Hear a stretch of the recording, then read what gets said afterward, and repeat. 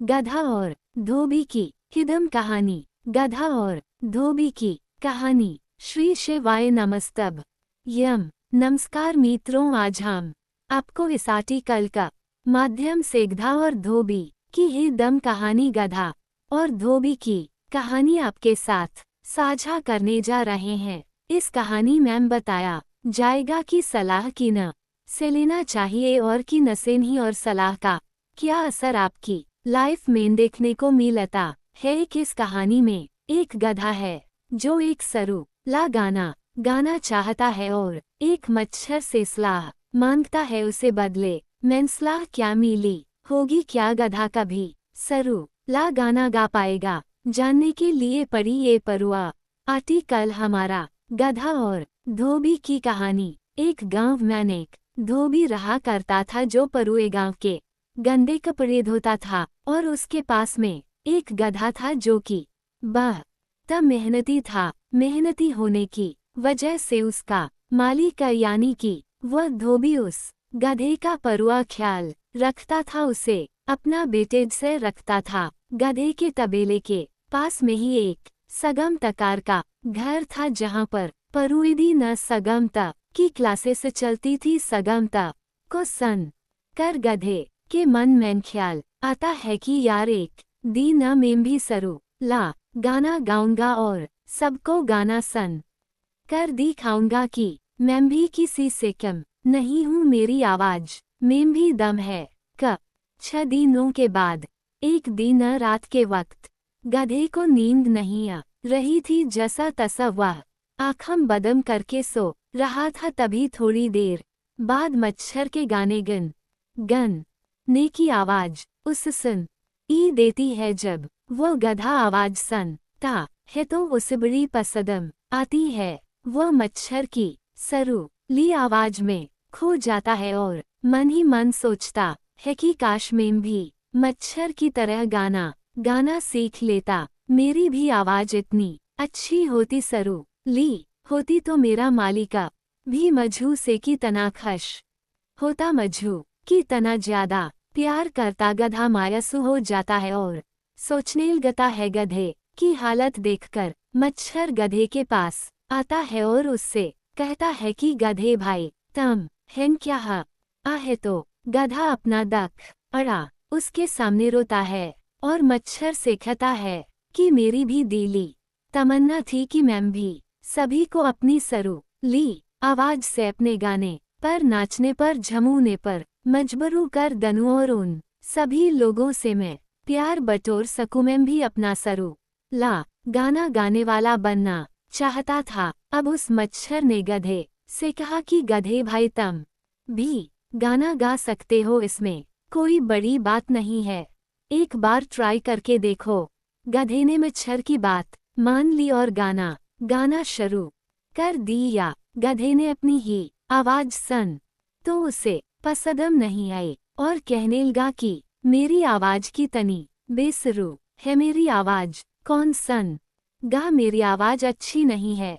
और इतना कहकर वो फिर से उदास हो गया। उदास होकर बैठ गया। गधा और धोबी की कहानी। तब उस मच्छर ने उससे फिर कहा, अरे गधे भाई, अगर तुम हिन अपनी आवाज को मधुर और सरू ली बनाना है तो तुम है मेरी तरह रोज पानी पीना होगा। आप जितना ज्यादा पानी पियोगे आपकी आवाज इतनी मधुर और सरू ली होती चली जाएगी। मच्छर की यह बात सुन कर गधा खुश हो गया और अगले दिन से खाना उसने बदम कर दी, या बस उसने दिन भर पानी पीना शुरू कर दिया। वक्त बीता 2 से 4 दिन हो चक थे। गधा भी लभी खाना नहीं खा रहा था।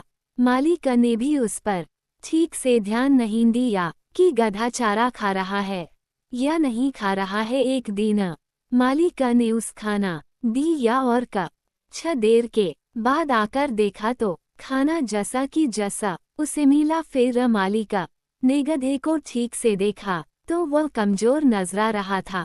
धोबी को लगा कि शायद इसकी तबीयत ठीक नहीं है, इस वजह से ये खाना नहीं खा पा रहा है। धोबी उसे एक वैद्य के पास ले जाता है। वैद्य उस गधे को देखकर क छ दवाइयाँ देता है और धोबी सीखता है कि इसे टाइम दवाइयाँ देते रहना और 1 हफ्ते बाद मजहू फिर र से बताना कि गधे ने दवाइयाँ परुआई खत्म की या नहीं की। धोबी और गधा वापस अपने घर आ जाते हैं। गधा और धोबी की कहानी सब होते ही धोबी ने अब गधे को दवाई देना शुरू की। क 6 दिन न बीतने के बाद में धोबी ने फिर देखा कि उस गधे पर दवाइयों का कोई असर नहीं हो रहा था, क्योंकि गधा भी ल खाना खाए नहीं रहा था और दिन वो गधा कमजोर और पतला होते जा रहा था। गधे को देखकर धोबी बड़ा चिंतित हो गया। उसने सोचा कि ऐसा क्या हो गया है मेरे गधे को कि वह खाना तक नहीं खा रहा है। ऐसी कि सकी बरू नजर लग गई है मेरे गधे को, जी सकी वजह से उसकी ऐसी हालत हो गई है। गधे का हाल पास में ही बद पड़ोसी के अस्तबल में घोड़ा सब क छ देख रहा था। उस घोड़े ने उस गधे को समझाते ए कहा कि गधे भाई, अगर आप मेरी बात ध्यान से सुन तो मैं आपको परुआ माजरा समझाता हा। गधा और धोबी की कहानी। मैं दौड़ने में बन रहा हूँ, मेरी कोई बराबरी नहीं कर सकता मैं इस काम मैं माहिर रहूं, ये बात आप भी अच्छे से जानते हैं। यदि आप मेरी तरह दौड़ना चाहते हो और नंबर 1 पोजीशन पर आना चाहते हो तो आप कभी नहीं आ सकते। उसी तरह आप उस मच्छर की तरह गाना चाहते हो तो आप कभी नहीं गा सकते, क्योंकि वह उस काम में माहिर है। उसके काम को आप सम्मान दीजिए, उसे समझिए, पर आप उसकी कभी नकल मत कीजिए, क्योंकि हर इंसान में अपना वनगन होता है। यदि मैं तुम हरी तरह इतना सारा बझू लेकर चल उठाने की कोशिश करूं, फिर अभी मैं उठा नहीं सकता, क्योंकि तुम इस काम में माहिर हो और इसकी वजह से तुम हरा माली का तम हेखबू प्यार करता है और खबू सारा ख्याल भी रखता है। समझ रहे हो ना? हर किसी में अपने गण होते हैं। आप हर किसी की तरह कभी नहीं बन सकते ना। कभी आप किसी से अपनी तल ना कीजिए, आप जैसा हो वैसा ही रहिए। आप किसी की नकल मत कीजिए। आपने नकल करने की कोशिश की तभी तो आपकी हालत ऐसी हो गई। मजहू तो तरस आता है आपकी हालत को देखकर। घोड़े की बात से गधा बह ता प्रभावित और उसने अपना सरू ला गाने वाला सपना छोड़ दिया और अगले ही दिन से वह अच्छे से खाना खाने लगा। धोबी ने अपने गधे को चारा खाते हैं ये देखकर बह ता खुश और उसे लगा कि हकीम की दवा काम कर गई और धोबी उसे और अच्छे से खाना खिलाने लगा और उसके लिए खबू सारा चारा भी लेकर आया ताकि वह ठीक से खा सके और पहले की तरह तंदुरुस्त और हेल्दी हो सके। गधा और धोबी की कहानी।